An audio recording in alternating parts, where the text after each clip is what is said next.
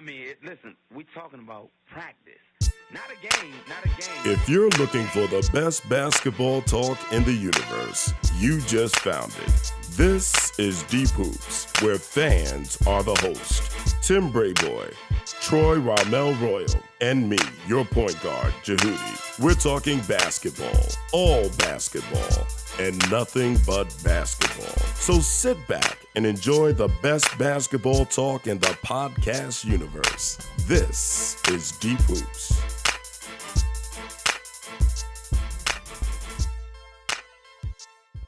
Welcome to another episode of Deep Hoops. I am the minister. And I'm Rob. And we're going to talk about the NBA. We're not experts, but we're passionate fans talking about the game we love. Rob, what's up? How you doing? I'm doing good, man. Week 2, baby. Week 2. Well, week 1. What about week 1? Well, week 1 in the NBA was outstanding, but week 2 doing this. And, I just want to thank all of the people out there that had so many great things to say. Yes. I want you to pass it on, send it on to someone else, get an assist, all right? Get some dimes out there, get some assists. Pass this on, send the link to your friends, your people you know that love the NBA, people you know that don't know about the NBA. We'll educate them. We're fans, and we want you to get the assists, all right? Am I right? Yes. We want some assists out there. We want you diming it up. Well, of course, Tim is still in China. We don't know when he's going to be back. He's out there with his chopsticks, but we're going to keep the show going right here in an undisclosed location in Atlanta, Georgia. But, we want to talk about a week in review. Yes. This week was outstanding, but there's so much to go over. Yes. Who would have thought that the Golden State Warriors would be 1 and 2? It's 1 and 2, right? Yes, they won. And they're below the Lakers. Go figure. Now, I think it's safe to say that that's going to be this week and this week only. After going into next week, we're not going to see them looking up to the Lakers. The Lakers are going to be looking up to Golden State Warriors. But Rod, you're not the expert, but the expert fan. What are your thoughts about this past week in the NBA? Give us your raw thoughts on the week. It was so much that went on. You had the injuries. You had a breakout week by Giannis. For me, that is what stood out most is Giannis. Giannis in 3 games is averaging 38 points a game, 9.7 rebounds, and 5 assists. Right. Now, this is a guy that I believe in 2 years from now is going to own the league. I think that he's a playoff series win away from maybe jumping into that top 3, top 5 conversation. Until he gets that playoff series win, I think he stays out of the top 5. And for that, I also think that's why some of these other networks and other top 25 lists don't have him as high. Right. In the top 10, they have him towards the top 20. Right. More so. But he stood out for me Yes, the he most. did. Although the Bucks is 2-1, their only loss came to a road loss to Cleveland, I believe it was. But at the end of the day, no, it was a home loss. I'm sorry. Home loss, but at the end of the day, they're 2-1, and he is leading that team. 38 points a game, 9+ rebounds, 5 assists. He's a do-all player. Yes. And I'm telling you, fans out there and viewers, this is a guy that's on the rise and someone to watch. Giannis, the Greek freak, out of Milwaukee. Yeah, there's no doubt that Giannis was the individual that did the most and really said, this is going to be my season. Yes. I think Kobe Bryant said, go for the MVP. Yes. And I think he took Kobe's advice, and he's going for the MVP. To be exact, I gave an MVP prediction. I'm going to retract my first retraction. I'm retracting. I love Kyrie, and I think Kyrie's going to have a great season. But with Gordon Hayward going out, I think in order to get the MVP, you have to be in the upper echelon, especially in the East, to get the MVP. I think that Milwaukee will possibly move up into that upper echelon, giving the Greek freak an opportunity to become the MVP, doing what Kobe asked him to do, go for the MVP. That's a great point because I had Milwaukee slated as being the number 4 team to start the season in the playoffs in the East. And yes, I do think the injury to Gordon Hayward is going to set Boston back. I still think they make the playoffs. Oh, they'll definitely make the playoffs. I think they scale back to maybe the number 6 seed. Right. And that would, move them up. Move them up. At least exactly. to the 3 seed, possibly challenging Washington for the number 2 seed. Listen, when they, what's his name from Duke that's out hurt for Milwaukee? Oh, Jabari Parker. Jabari Parker, when he comes back, or listen, any movement that they make, they have a solid team as it stands right now. Yes. Any addition to that team is only going to catapult them to another level. Right. And with Kyrie and Boston going down because of Gordon Hayward, I think not only is that going to move Milwaukee up, that's going to move Giannis into a position where he is really going to compete and make no doubt about it that he should be an MVP candidate. Now keep this in mind too, because they do feature the Rookie of the Year from last year, Malcolm Brogdon, 4-year Right. senior out of University of Virginia, playing excellent ball. Isn't he out of here in Georgia? That I don't know. I'm sorry. Actually, to me, if you're talking about pure point guards in the league, he's probably top 5 pure point guards in the league. All right, so with Jason Kidd at the helm, being a pure point guard, he's getting a great lesson. Yes. All right, so to have Malcolm Brogdon there, for most of the year last year, they missed Chris Middleton, a sharp shooter at the 2-guard spot. So with them both coming back, Malcolm having a year under his belt, Middleton coming back healthy, I see 50 wins for this team. Oh, there's no doubt. There's no doubt. But as we're reviewing the week, I mentioned it in the opening. Golden State is 1-2. I mean, they kind of imploded against Houston, and they really had a meltdown in Memphis. I mean, a true meltdown to the point people are wondering if Curry is going to be suspended for throwing his mouthpiece. Now, I don't know if he's going to be suspended, but, I have something to say about that. KD, who was at one point one of my favorite players in the NBA, and I sent out a tweet earlier this week, he's still the best player in the NBA, but he's no longer a person that I support or like. But, with all of his talk, all of his trash talking, all of his trying to reinvent himself and have a bad boy image, he needs to cut that out because he's not made for that. And what's happening with that, it's really impacting the other members of the team. You can have a bad guy, Draymond Green. Yes. You can have one bad guy. But when you have 2, and really when the person that is acting like a bad guy isn't a bad guy, it is going to really impact the rest of the team. And so Curry blew up, then he blew up, he had a meltdown, he got kicked out of the game. That's not Golden State basketball. And they look like sore losers. Right. And it's not a good look. And you talk about Kevin Durant. Once upon a time, when he delivered that incredible MVP speech and said to his mom and said, "You're the real MVP," he was the darling of the league. Right. And he was everybody's sweetheart. Everybody loved him. And now he's becoming probably the number 1 diva in the league. And I mean, he's bringing too much attention to himself for the wrong reason. You touched on it last week with him leaving out of OKC, and he had some negative things to say about Billy Donovan. I mean, God, you're the MVP of the finals. You have a ring now. Cherish that moment.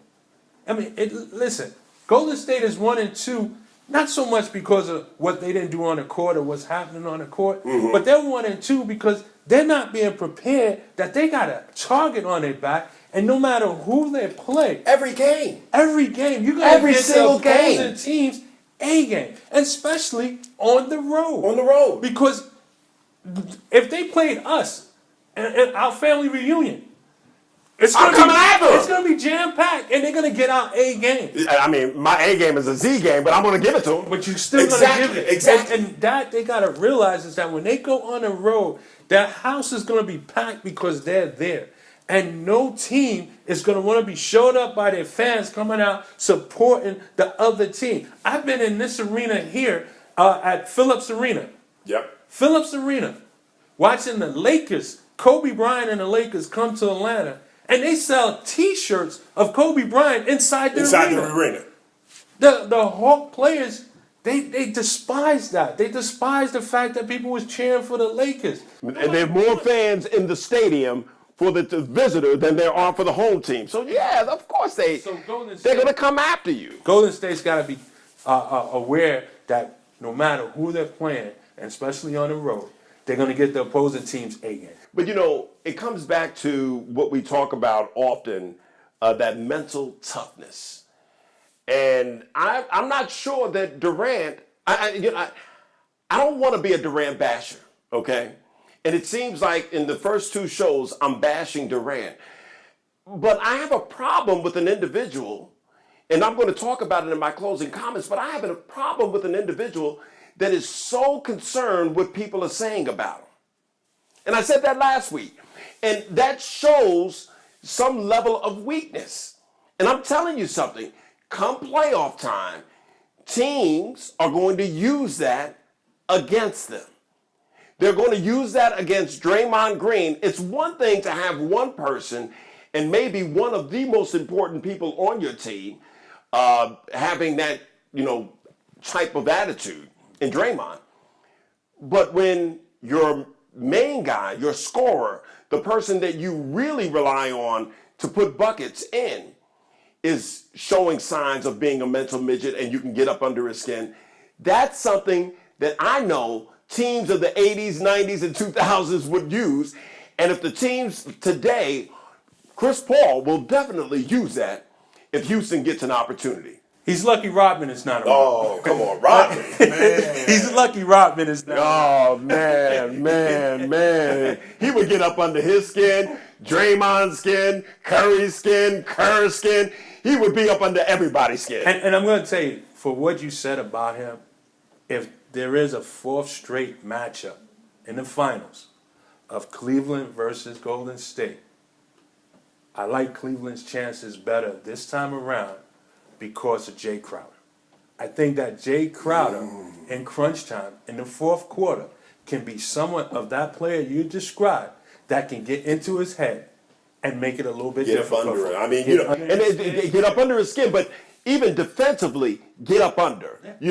Go low and make him think about every move that he's going to make because, he's expendable as far as fouls are concerned. Right, exactly. And I mean, all you can do then is come back with LeBron. But that's a good point. That's a great point. I mean, I'm not the biggest Cleveland fan, and we can talk about the week in review. What are your thoughts about how Cleveland looks? Well, the new look Cleveland. Cleveland's got to work out a lot of kinks. Now Derrick Rose is out. He sprained his ankle. They lost to the Magic at home yesterday by 21. I didn't watch that game, but I got to say this.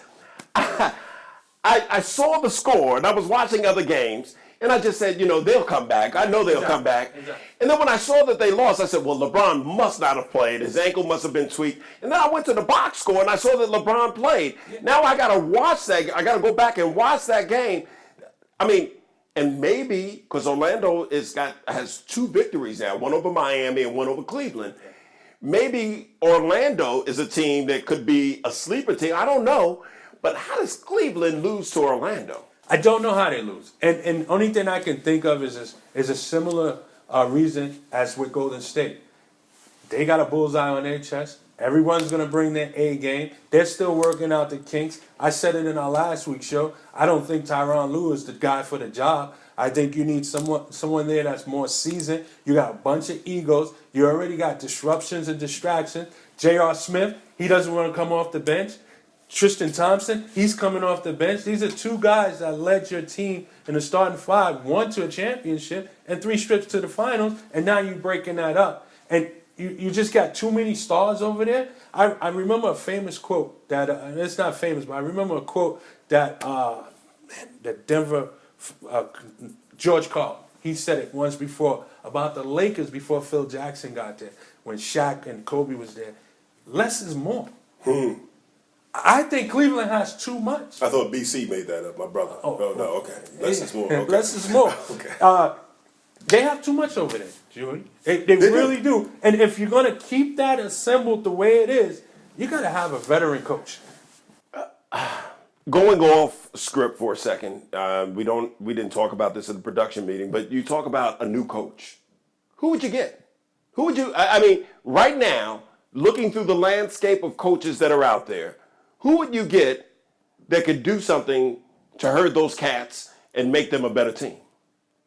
That's available? You know what? Because it wasn't a part of what we're talking about, we can move on. But I want you to come back to that. I mean, you look at the people that's available. Mark Jackson, Jeff Van Gundy, George Carl, maybe Mike Woodson, Phil Jackson. Mike Woodson, no. These are guys that are available that comes to mind. I think all of them, LeBron runs that team. Who would want the job?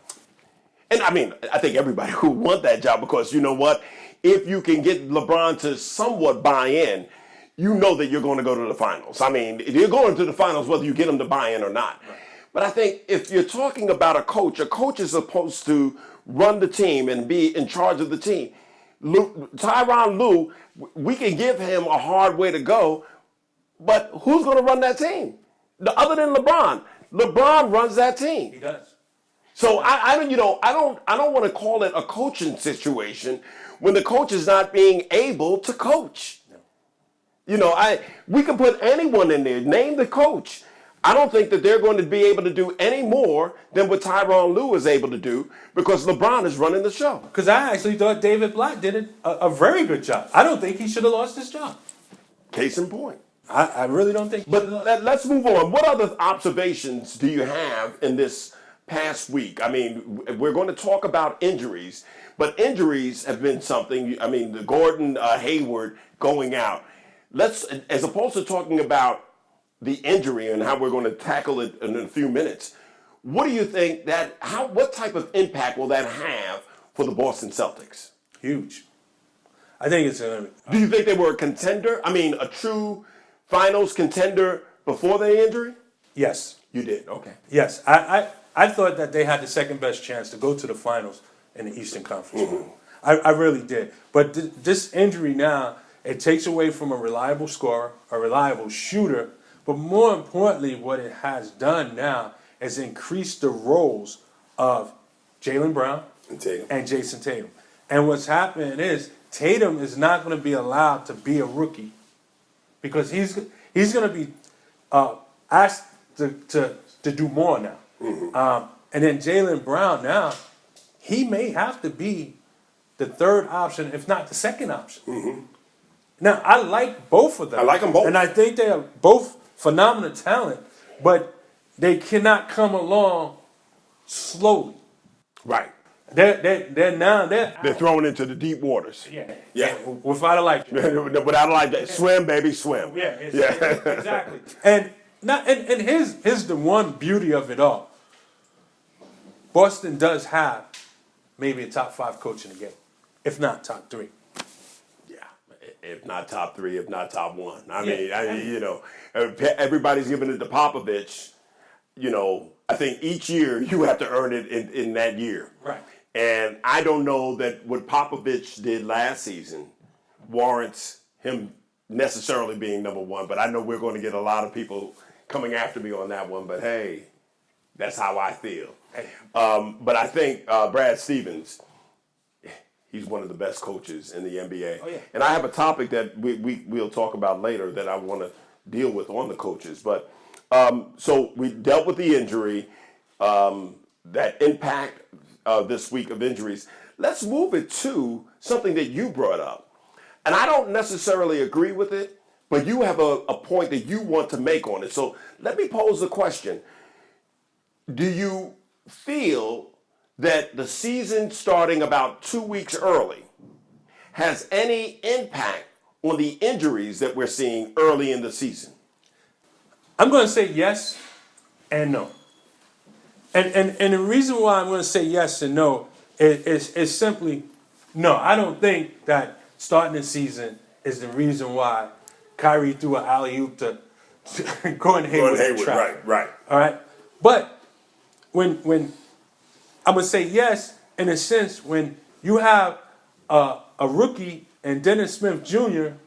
that's not even played 3 games is already out because he has soreness in the knee. And the reason why I bring this up, this is on the players.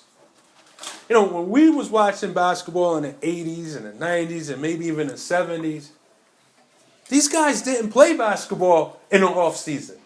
They took their time out to heal their bodies, rest their bodies. Sure, some of them might have had the luxury of having a court in their backyard and they shoot around and play a little hoops and maybe go out there with the children or whatever the case is. But at the end of the day, these guys are playing all year long.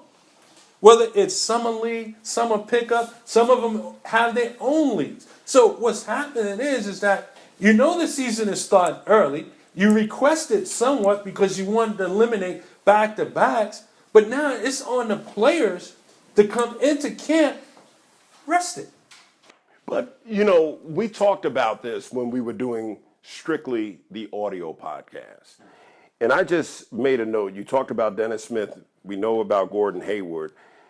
Both players grew up in the AAU era, where all of the impact on their body, there are times in the AAU, you're playing 5 games in a day. Okay?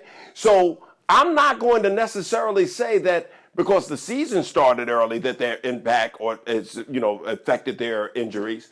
But I'm going to say all of the basketball before you come into the pros.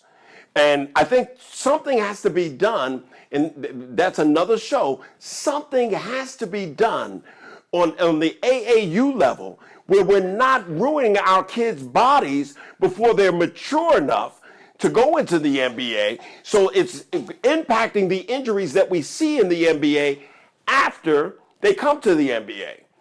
I think the wear and the tear, your body can take but so much wear and tear. And if we're getting it early before the body is even mature, we have a problem. So I don't think it has anything to do with the season starting early. They started the season early so that they wouldn't have as many injuries. And we just have some freak injuries. But if you want to talk about the wear and tear on the body, that goes before they get to the NBA. That's an AAU challenge. But more importantly, that in your off season, you should take the proper rest. Oh, definitely. And I don't think these players take the proper rest.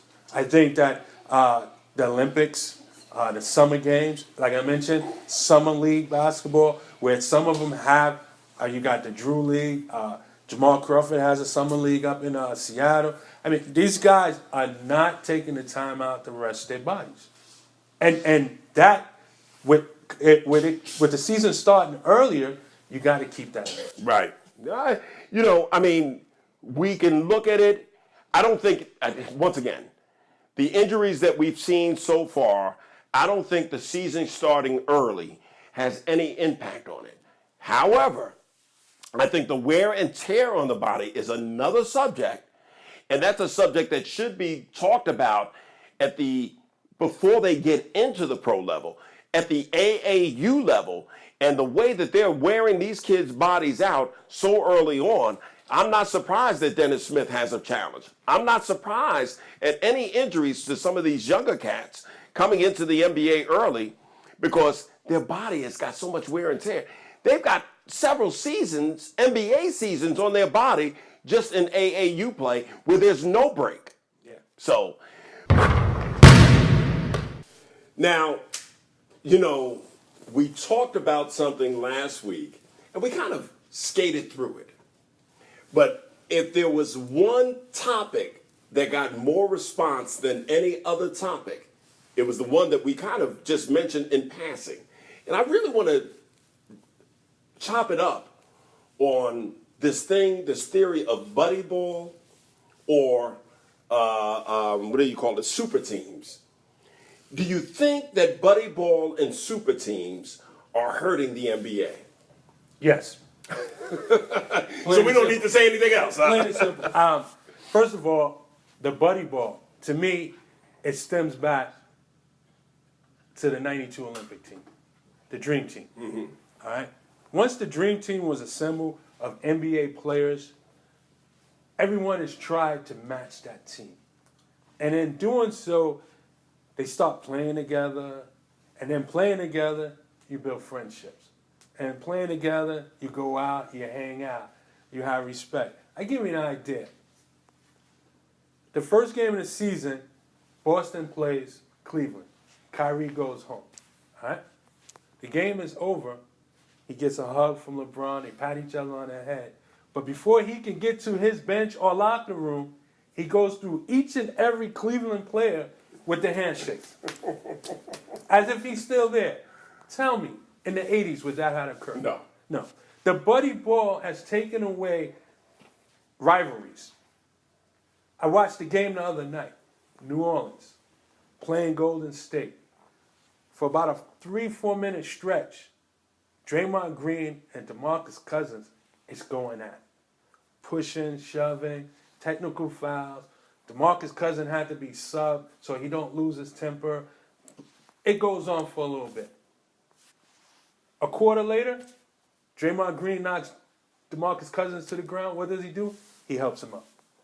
That doesn't happen in the 80s and the 90s. This buddy ball, this friendship, whether they're on the same team or not, or they just hang out with one another, it's killing the game. Can you name a rivalry? We're only going to say Cleveland and Golden State is a rivalry because they've been to 3 straight finals. Well, I'll tell you what will be a rivalry. Maybe Washington and Boston? That could be a rivalry, but OKC and Golden State will become a rivalry. If they beat. Well, every time they play each other, It's going to be heated. It's going to be heated. It's heated. It is going to be a heated battle every time they meet. And trust me, the losses that Golden State has now, they're not going to play the way that they're playing right now. And the losses that OKC has right now, they're going to be amped up. And you know, the funny thing about, as you mentioned, rivalries, and I'll get back to the buddy ball in a second. If I know anything about Billy Donovan, and we're just watching the score against Minnesota and OKC, and Minnesota is beating OKC. I don't know what's going to happen at the final. But we look at Billy Donovan. Billy Donovan, even when he had Durant, he kind of threw away the regular season, if you remember. He would go through ups and downs, but he was getting his team ready for the playoffs. In the NBA, we can get caught up in game by game, day by day, but it's a marathon. And they realize that. The good coaches realize I can't, spend everything on the third game of the season. I got to really work on combinations. I got to work on chemistry. I got to work on what player is going to work best with other players as we put these teams together. So, especially when you deal with this buddy ball thing. So you get these superstars come together. And in OKC's case, they had to answer. They had to answer Golden State. Golden State, when Durant went over to Golden State, and I'm going to get over it. Next week, I'm not going to mention Kevin Durant's name, not unless he does something great, okay? I'm just not going to mention him because you can tell it gets under my skin. How do you go up? You're up 3-1 in the Western Conference Finals, and you lose the Western Conference Finals to Golden State. And then in the offseason, you don't say, I'm going to get them. I'm going to whoop their ass. I want to beat them. You join them. I don't understand how you do it. I just don't. I wouldn't. I remember in the circle, all you folks from Ravenswood, you know what I'm talking about. When we played ball, and someone beat me, and they had someone leave. No. Me and my team are going to come back. You go find someone else out there. Exactly. I'm not getting on the team with you. You just beat me. I'm not going to join you. But this buddy ball and this building of super teams, and Kevin Durant last night pointing to his ring finger, saying, ring, dude, you can point to your finger if you got the ring at OKC. Golden State already had rings Before you came. before you got there. I don't get it. So no, yes, Buddy Ball is hurting the NBA. Now there's nothing that they can do to legislate and stop it, but maybe just saying, dude, aren't you embarrassed? You're pointing at your finger because you have a ring? You could point at your finger if you had a ring when you was at OKC. But when you went to Golden State, they already had a ring. They want a ring with Harrison Barnes. Right, they want a ring with Harrison Barnes. Playing the same position you played. You played. Beat the same team. Beat the same. So yes, Buddy Ball, in my opinion, is hurting the NBA. But what can Adam Silver do about it? Is there anything that he could do? Or if you were the czar of the NBA, the commissioner of the NBA, the ruler of the emperor of the NBA, what would you do?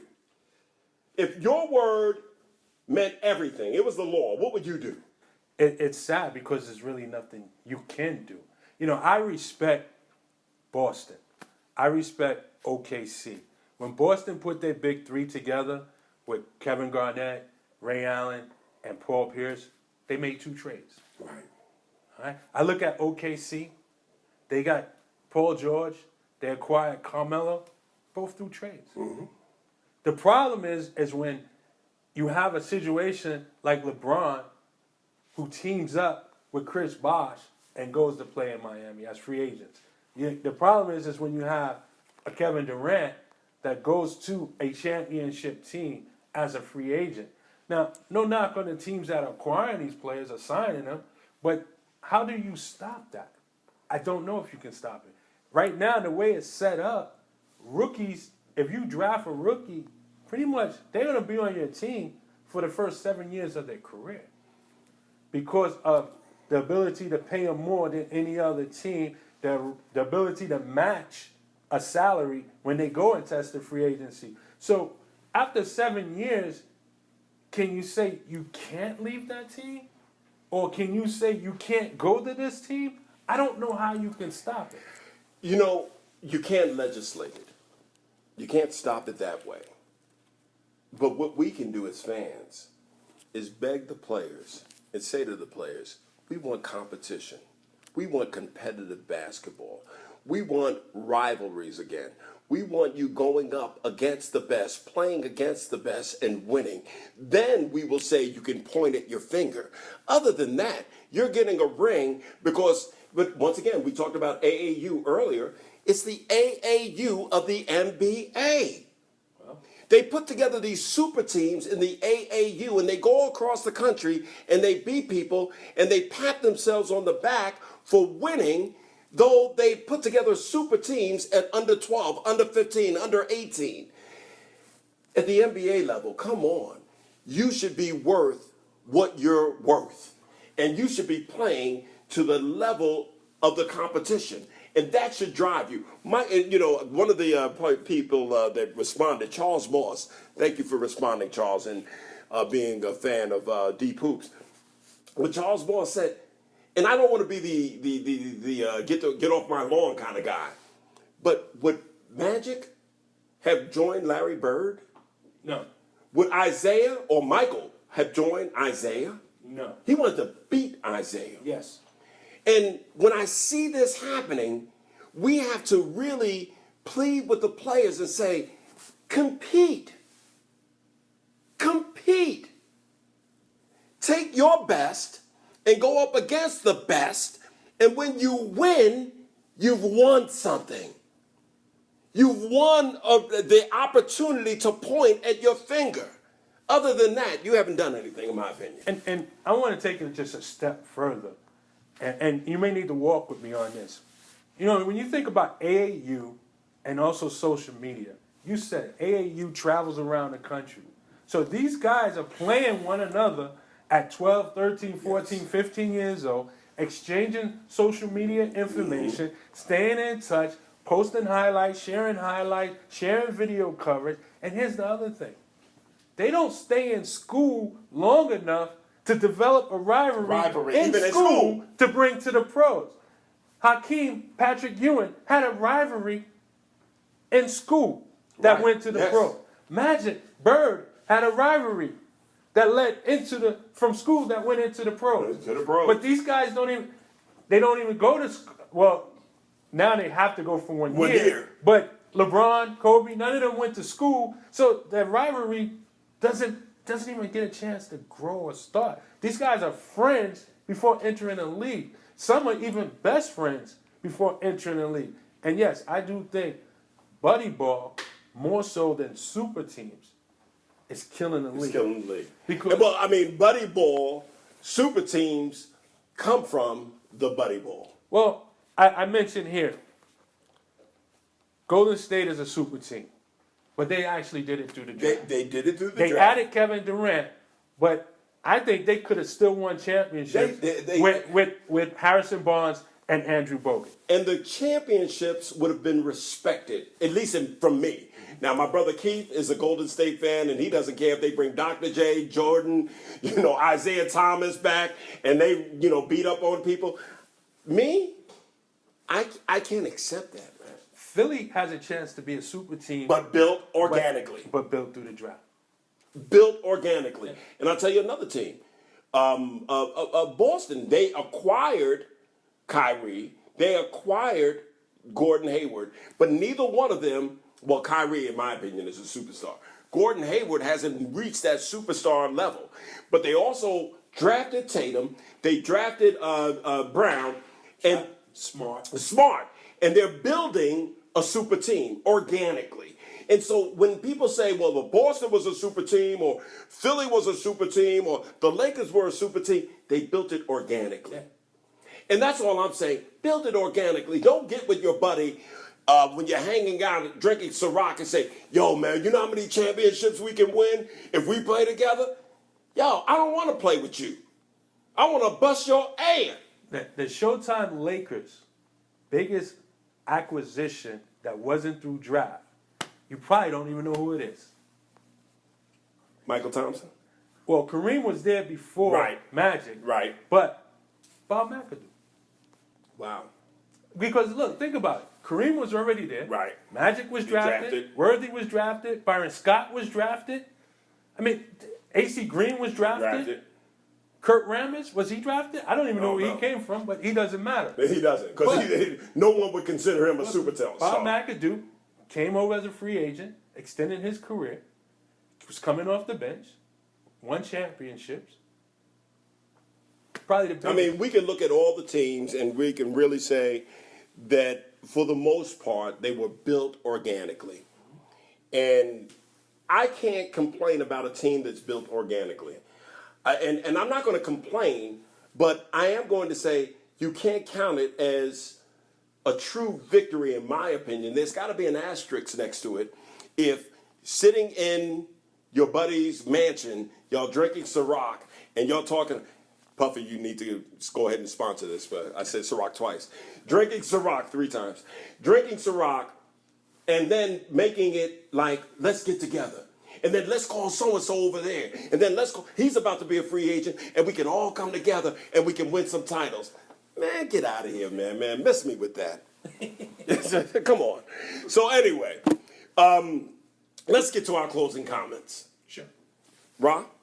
Well, a little bit of my closing comments, the luster has been taken away today, but I wanted to talk about, my closing comments was going to be about head coaches. This offseason, as big of an offseason it has been, and probably the greatest offseason in NBA history, the 2017-18 NBA season returned with every head coach from last season. That's the first time that has happened since 1970-71, I believe it was, that all the coaches have come back. And I say, is that a good thing for the NBA? Is that a message that the owners are saying? Go out there, get it done, or we're not going to just waste money on coaches who can't get it. We're going to invest in you. We're going to give you an opportunity to build. Or is that a testament to the coaches that all in all they did a good job with what they had to do? Or here's the one thing I want to say. Is this the owners being defeated, giving up, knowing that we cannot catch the Golden State Warriors. We cannot catch Cleveland. So why are we making changes for coaching staffs? But all in all, I do think it's a good look that the NBA returned all their head coaches coming into this season. But it got a little bit damper today. After 3 games, Earl Watson is fired by the Phoenix Suns. I couldn't believe it. As I was preparing, final comments all prepared. As I'm preparing my closing comments, I get a notification on my phone that Earl Watson has just been fired. And it was the second fastest firing of a head coach in NBA history after 3 games. The last time that happened, it was in 1951, 52, I believe it is. And the Bullets fired a guy named Chuck Reiser after 3 games. They fired Chuck after 3 games? After 3 games. But in the 1971-72 season, the Buffalo Braves did fire Dolph Schayes after the first game. After 1 game, Dolph? After 1 game. They did Dolph like that. Unbelievable. His name is Dolph. What do you want? But again, kudos to the NBA. I do think that's a good recognition on behalf of the head coaches to be able to return all head coaches going into the NBA. And I like the stance that the owners are saying. I don't know if it's about bottom line or not, but the point is you've been hired to do a job. Let's get it done. Good stuff, man. Good stuff. Even the Dolph Schayes mentioned. Man, I ain't heard that name ever. I never knew there was a person named Dolph. Buffalo Braves. Wow. And do you know what team that is right now? Buffalo Braves are now the Clippers. Los Angeles Yeah, Clippers. yeah. Come on, man. Yeah, come on now. Come on now. I ain't new to this. I'm true to this. I've been doing this since Godzilla was a Geico. All right. All right, my closing comments, and I promise you, unless something else happens, I'm going to put respect on his name on the court. Kevin Durant. But it's really not about Kevin Durant. It's about Team KD. Now, I couldn't pick the person's name, but there was a gentleman that was just picked up for the OKC Thunder. And he took Durant's old number. And Durant's agent went ballistic on social media, talking about how disrespectful that is, that this guy is playing with Kevin Durant's number. Well, Mr. Agent, let me just say something to you. When Durant left OKC because Draymond Green whispered in sweet nothings into his ear, he no longer had that number. That number no longer belonged to him. They didn't retire the number. He left them. And when you leave the number behind. So that number doesn't belong to Durant. It belongs to the Oklahoma City Thunder. And so they can give it to whomever they please. Now, here's the funny thing about it, Mr. Agent. The player that took the number not because of Kevin Durant. Everything doesn't revolve around Kevin Durant. He took the number because he was a cousin of Reggie Lewis, who died from the Boston Celtics. And so to honor his cousin Reggie Lewis, he wanted to wear the same number. So it wasn't Kevin Durant's number. It was his cousin who he wanted to memorialize by wearing his number. I want to say to Team KD, worry about what's going on in Golden State and keep OKC out of your mouth. Put respect on their name if you're going to mention it. Other than that, leave it alone. All right? You do that, and I won't mention you ever again unless you do something great. And you are a great player. And we're going to be talking about you in our top 25. Rob, week 2 is down, man. Now, we are going to be doing a special show. Yes. that's going to air probably later in the week. This one is going to air on Tuesday. And then the special show, the top 25 players currently in the NBA, is going to air later this week. So we got our work cut out for us, man. Yes, we do. But you know, we're true to this. All right? Not new to this. Not new to this. Yo, Tim, if you're in China, I don't know if they have internet in China, and if they allow you to watch internet in China, but we miss you, bruh. We miss you.